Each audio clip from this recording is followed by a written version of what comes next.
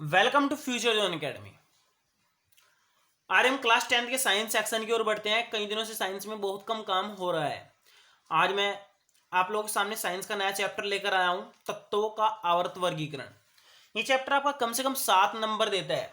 याद रखना आप लोगों का जो मतलब इंपॉर्टेंट पॉइंट है वो उसमें से मैं आपको बता दूंगा, और ये कम से कम आपके 7 नंबर तो देगा ही देगा। और कौन से क्वेश्चन आपके इंपॉर्टेंट है वो भी मैं आपके सामने पेश करने वाला हूँ।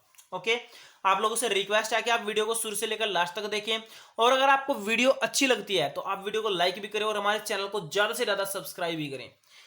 अगर आप स्पेशल बैच से जुड़ना चाहते हैं तो आप 8755084148 पर आप संपर्क करें। और इसमें आपको कैसे पढ़ाया जाएगा इसके लिए आप हमारे चैनल फ्यूचर जोन एकेडमी पर एक वीडियो देख सकते हैं जिसका नाम है ऑनलाइन कैसे पढ़ें। बेसिकली इसमें आपको नोट्स भी दिए जाएंगे और आपके समय समय पर टेस्ट भी लिए जाएंगे। तो आइए चैप्टर की पहली हेडिंग की ओर बढ़ते हैं।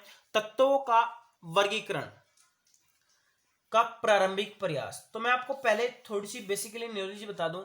तो आप लोग याद रखना, जो आपकी आवर्त सारणी होती है उसमें 103 से लेकर 117 तक तत्व हैं। कितने? 117 तक।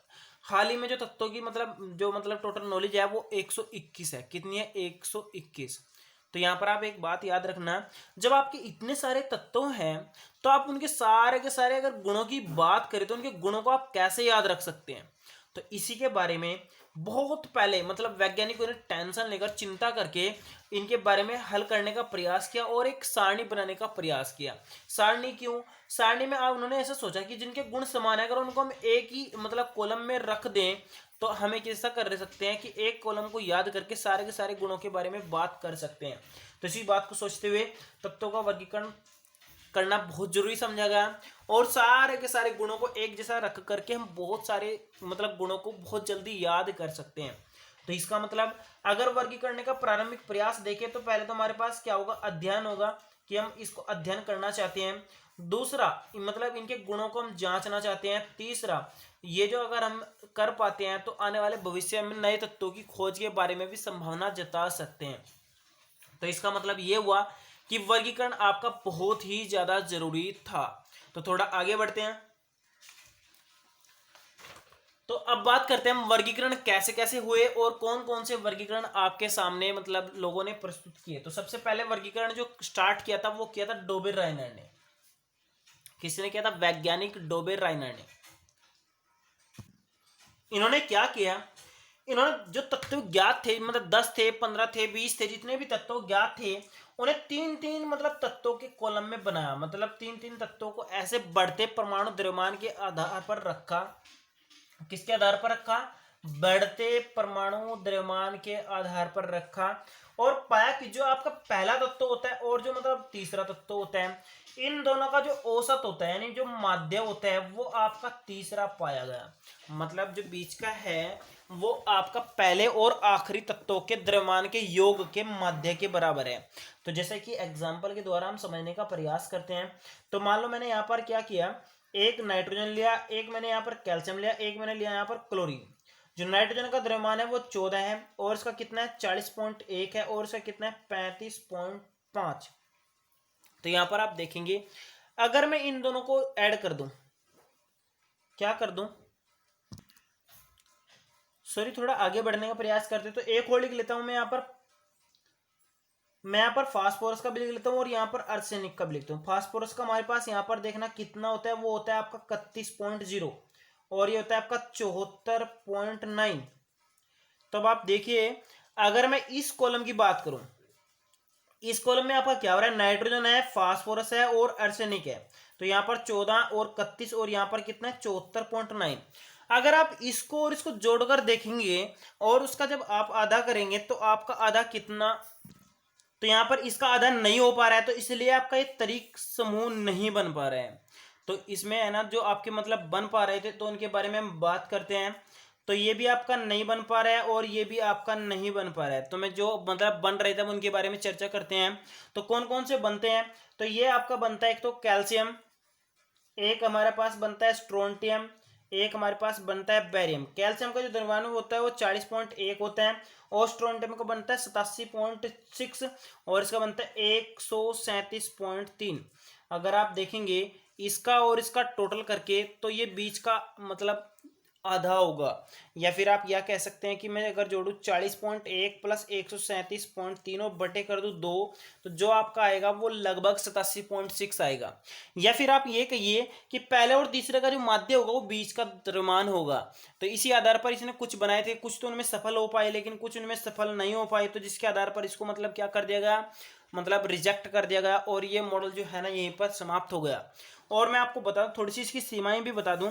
इसकी सीमाएं क्या थी, ये मतलब नियम जो था ये कुछ ही तत्वों पर लागू हुआ। दूसरा, ये एक्सप्लेन नहीं कर पाया कि आपने किस बेस पर इनको रखा गया है, मतलब उसने बताया था कि बढ़ते द्रव्यमान पर रखा गया है, लेकिन क्या हो रहा था, कहीं तो आप सही रख रहे थे, मतलब कहीं आपका बढ़ता क्रम नहीं था, तो इसलिए ये यहाँ पर रिजेक्ट कर दिया गया और नया प्रस्तुत करने का प्रयास किया गया। तो यहाँ पर है ना, उसके बाद नया वैज्ञानिक आया, उसका वैज्ञानिक का नाम था न्यूलैंड। फिर उसने अपना मतलब नया सिद्धांत प्रस्तुत किया, वो भी आप देख लीजिए।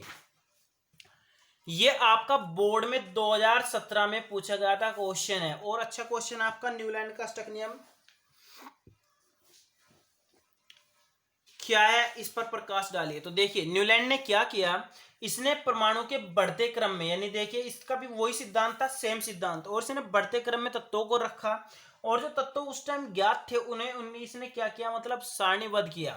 इसने क्या किया, 8 तत्वों का एक कॉलम बना, मतलब यहाँ पर उसने 8 1 2 3 4 5 6 7 8 का कॉलम बनाया। और यहाँ पर संगीत के स्वर लिख लिए, सा रे ग म प ध नि सा, इस तरह लिख लिए। और इसने फिर जैसे ही तत्वों को लगाया, तो यहाँ पर जो तत्व आप लगाते जा रहे थे, तो अगर ये पहला था, ये दूसरा, ये तीसरा, ये चौथा, ये पांचवा, छठा, सातवां, आठवां, तो 8वें के बाद जैसे आप तत्व रखते थे, ये 8वां तत्व आपके पहले तत्वों के नीचे आता था। क्या आता था, पहले तत्वों के नीचे आता था, यानी 1 फिर 8 का 8 आता था। तो इनके सबके गुण क्या होते, समान थे। तो ऐसे कहा गया कि जो आपका 8वां तत्व था वो आपका पहले गुण के, मतलब पहले तत्व के गुणों में समानता प्रदर्शित करता है। और इसी के आधार पर आपकी नई जो आज के टाइम में सारणी चल रही है, वो भी आपकी इसी आधार पर बनकर तैयार हुई है। बस एक न्यू थी, और ये आपका कुछ हद तक बिल्कुल सही था, लेकिन बाद में क्या प्रॉब्लम हुई है कि सभी नियमों पर ये लागू नहीं हो पाया, जिसके कारण इसको भी रिजेक्ट करना पड़ा।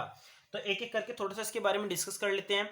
तो ये तो आपको क्लियर होगा, तो आपको इसको कैसे परिभाषित करेंगे आप बताएंगे। न्यूलैंड के अष्टक नियम में तत्वों को द्रव्यमान के बढ़ते क्रम में रखकर इस प्रकार व्यवस्थित किया गया था कि पहला जो तत्व था वो 8वें तत्वों के साथ गुणों में समानता प्रदर्शित करता था। और इसमें कुछ मतलब क्या कॉलम बनाए गए थे और कुछ इसमें आवर्त बनाए गए थे। तो ये तो थे इसके बारे में। अब हम बात करते हैं अभिलक्षण की, सीमाएं की बात करते हैं। तो यहाँ पर वो भी देख लीजिए, मैं यहीं पर बता देता हूँ आपको सीमाएं, इसी क्या क्या कमियां थी। तो पहली कमी तो आपने देख लिया कि ये सभी पर लागू नहीं हो रहा था। दूसरी कमी आप देखिए, इसमें है ना कुछ तत्वों के लिए कोई विशेष स्थान नहीं था, जैसे कि हाइड्रोजन। तीसरी बात समझिए, इसमें है ना कोई भी नए तत्वों के बारे में जानकारी नहीं मिल रही थी कि आने वाले समय में जो नए तत्व आएंगे उनके कहाँ रखा जाएगा। तो ये भी एक इसकी अच्छी कमी थी, और इन कमियों को देखते हुए इसको रिजेक्ट कर दिया गया था। तो जल्द ही आपके सामने मैं 7 नंबर के क्वेश्चन को लेकर आऊंगा। ये तो अभी 4-4 नंबर के क्वेश्चन थे, वो 4 नंबर के क्वेश्चन जो आपके बोर्ड में पूछे गए हैं। तो 7 नंबर का क्वेश्चन आपका मेंडलीव की मूल आवर्त सारणी, मेंडलीव की आधुनिक आवर्त सारणी, वो जल्द ही नेक्स्ट वीडियो में आपके सामने आएंगे। आप बने रहिए और वीडियो को देखिए, और अगर वीडियो को देखकर लाइक करते हैं तो हमारे चैनल को सब्सक्राइब भी कीजिए। Thank you.